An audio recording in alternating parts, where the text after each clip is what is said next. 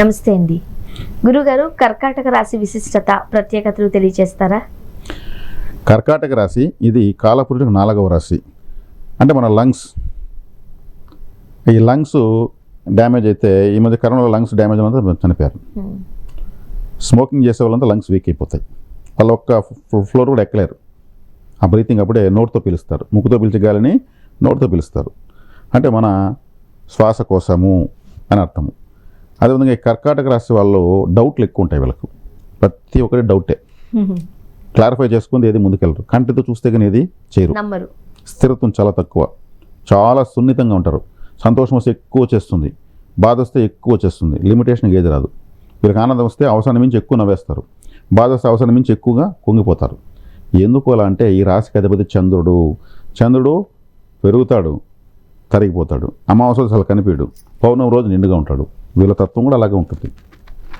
ఈ కర్కాటక రాశుల వాళ్ళు ప్రధానంగా తెలుసుకోదగిన విషయము, అతి ముఖ్యమైన పరిహారము, వివాహము చేసుకునేటప్పుడు అమ్మాయి అయినా కావచ్చు, అబ్బాయి అయినా కావచ్చు, మరీ ముఖ్యంగా అమ్మాయిల కన్నా అబ్బాయిలు సూర్యోదయానికి ముందు ముహూర్తం పెట్టుకోవాలి. సూర్యోదయం తర్వాత పెట్టుకుంటే భార్య కంట్రోల్లోకి వెళ్ళిపోతారు, భార్య డామినేషన్లోకి వెళ్ళిపోతారు. సూర్యోదయం ముందు ముహూర్తం పెట్టుకోవాలి. పెళ్ళైన మొదటి రాత్రి భార్య చేత్తో పాల గ్లాస్ తీసుకోకూడదు. అదేంటి? శుక్రుడు బాధకాధిపతి. ఈ రాశిని బాధ పెట్టే గ్రహం శుక్రుడు అంటే భార్య. ఈ రాశి చంద్రుడు అంటే మిల్క్. కాబట్టి బాధకాధిపతి మిల్క్ ఎత్తుకొని వస్తుంది. అప్పుడు అవన్నీ తీసుకున్న మొట్టమొదటి కోసం పాల గ్లాస్, దాని ప్లేస్లో పండ్ల రసం తీసుకోవాలి. కానీ సాధారణంగా తీసుకొచ్చేవి పాలే కదా. అవును. అప్పుడు ఏం చేయాలి? అబ్బాయి వాళ్ళ అమ్మాయిని చెప్పాలి, మాకు ఆ సాంప్రదాయం లేదు, మేము పండ్ల రసమే తీసుకుంటాము అని మేనేజ్ చేసేయాలి.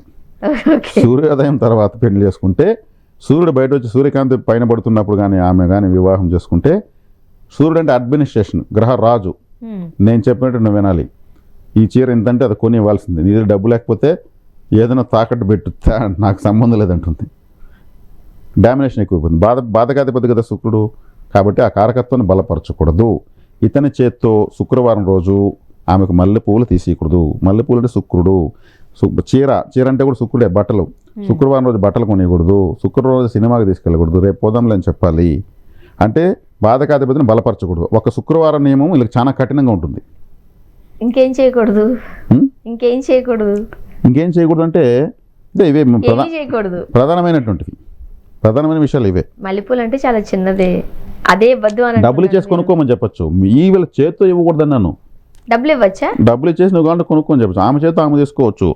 శారీ కొనుక్కుంటానంటే డబ్బులు కావాలంటే ఫోన్పే చేసేయచ్చు. లేదు నువ్వు కొనుక్కొని నేను రేపు ఇస్తాను, నేను కేవలం తీసుకొని చెప్పచ్చు. ఈయన చేత్తో చీర ఒకటి తీసుకొచ్చి పట్టుకోవచ్చు, ఆమె చేత్తో ఇవ్వకూడదు. ఎనర్జీ కనెక్షన్ అవుతుంది, బాధకాధిపతిని బలపెట్టినట్టు అవుతుంది.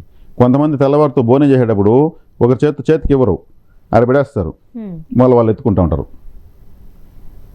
అలా ఉంటుంది. అంటే డబ్బును చేతికి ఇవ్వకూడదు అని లెక్క అనమాట. కాబట్టి ఇక్కడ శుక్రవారం నియమం వీళ్ళు ఖచ్చితంగా పాటించాలి. మల్లెపూలు, అదేవిధంగా హల్వా, లిక్విడ్ స్వీట్స్ కూడా శుక్రుడే. శుక్రకారకత్వాలను చేతితో భార్యకి ఇవ్వకూడదు. ఎప్పుడు ఇవ్వకూడదు. శుక్రవారం పూట ఇవ్వకపోతే ఇంకా మంచిది. అవేరంటే ఇవి డిస్టర్బెన్సెస్ ఉంటాయి. ఇది వినడానికి వినోదంగా ఉన్నా కానీ ఆచరణలో చాలామంది ఇప్పుడు కరెక్షన్ చేసుకుంటారు. ఈ కర్కాటక రాశి వాళ్ళు, నేను సూర్యోదయం తర్వాత పెళ్లి చేసుకున్నాను, నేను ఇంటి మీద నాట్యం చేస్తాను నా భార్య అనుకుంటా. ఇట్లుంటాయి.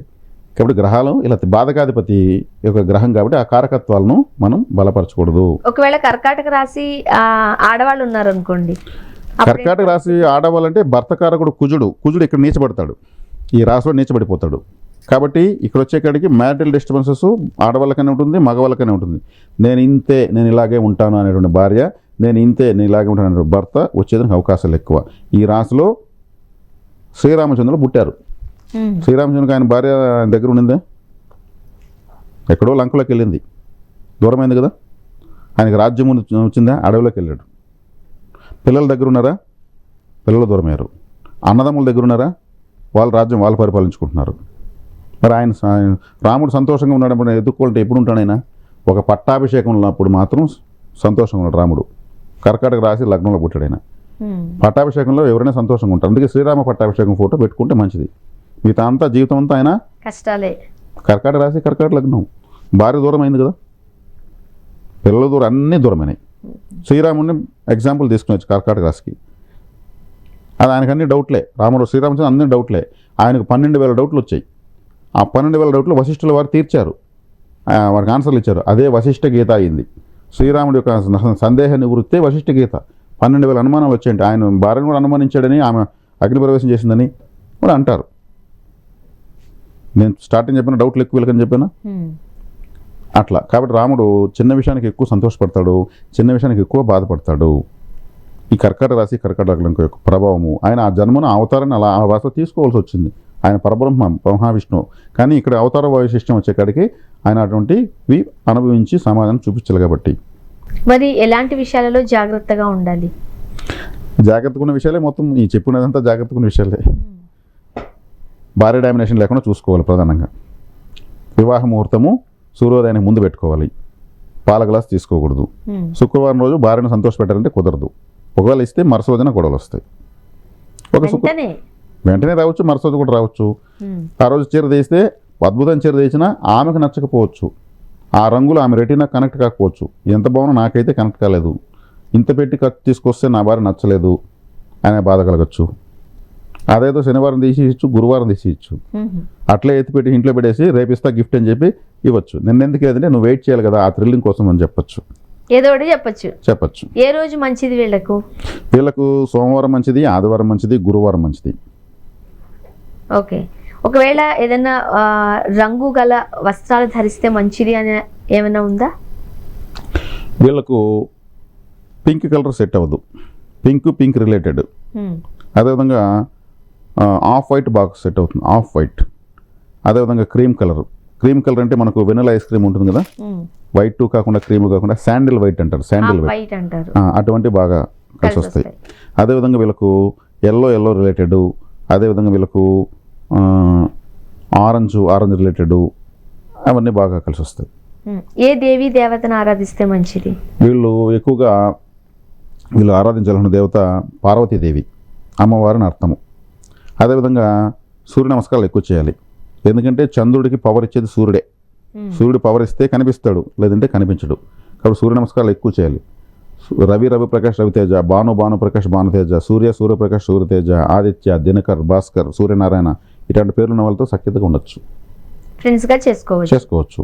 లక్ష్మి అనేటువంటి పేర్లు ఉన్నటువంటి ఆమెను వివాహం చేసుకోకూడదు. ధనలక్ష్మి, మహాలక్ష్మి, శ్రీలక్ష్మి, భూలక్ష్మి ఇటువంటి పేరు. లక్ష్మి అంటే శుక్రుడు లక్ష్మీదేవి అని అర్థం.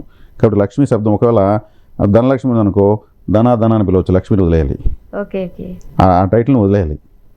లక్ష్మి అనే పేరు గల వాళ్ళని వివాహం చేసుకోకపోవడం. శుక్రుడు బాధకాధిపతి కాబట్టి, శుక్రుడుకి అధిష్టాన దేవత లక్ష్మీదేవి కాబట్టి శుక్రవారమే లక్ష్మీదేవి, శ్రావణ శుక్రవారం లక్ష్మీదేవి పూజను శుక్రవారం చేస్తారు. కాబట్టి ఆ శుక్ర అధిష్టాన దేవత లక్ష్మి యొక్క శబ్దాన్ని తక్కువ పలకడం మేలు. పార్వతీదేవి అధిష్టాన దేవత కాబట్టి చంద్రుడికి, పార్వతీదేవిని సూర్యుడికి సూర్యుడు చంద్రుడికి పవర్ ఇస్తాడు కాబట్టి సూర్య నమస్కారాలు చేసుకోవడం మంచిది. అందుకే శ్రీరాముడు సూర్యవంశంలో జన్మించాడు. గురుగారు, కర్కాటక రాశి విశిష్టత, ప్రత్యేకతలు ఎలా ఉండాలి, ఎలా ఉండకూడదు, ఎటువంటి పరిహారాలు పాటించాలి వివరంగా తెలియజేశారు. ధన్యవాదాలు.